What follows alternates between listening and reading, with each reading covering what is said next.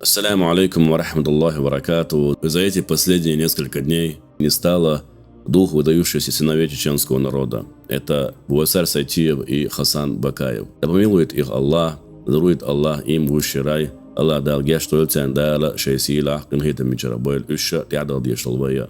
Я не мог обойти стороной и не сказать несколько слов про эти две потери для чеченского народа. С Буайсаром я был лично знаком.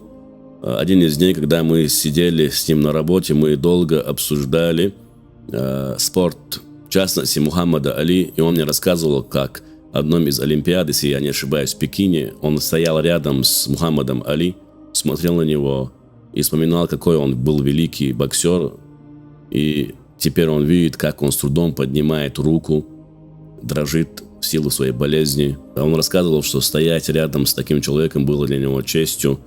И вообще сам Буайсар по жизни был простым человеком. Он оставил большой след в истории чеченского народа. В самый трудный момент для чеченского народа он завоевал золото, прославил имя чеченского народа. В этот момент, когда он взял золото, он не забыл про свой народ. И было видно, что ему трудно в этот момент говорить, так как в это время на нашей земле шла война. Я его запомнил вот таким простым, открытым, отзывчивым братом. Аллах дал гечдойлцун. Второй человек — это Хасан Бакаев. Его не стало вчера.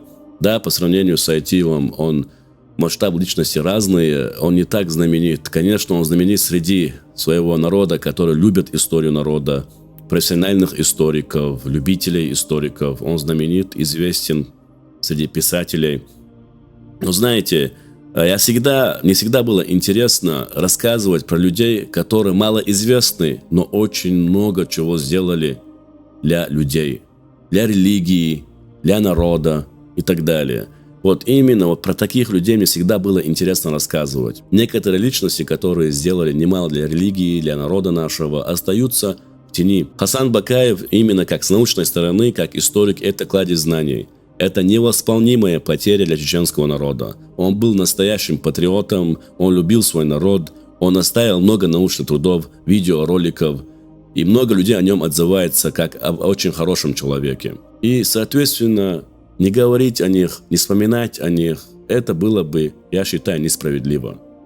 Мы отдаем дань уважения этим людям, да воздаст Аллах им благом за все хорошие дела, благие дела, которые они совершали.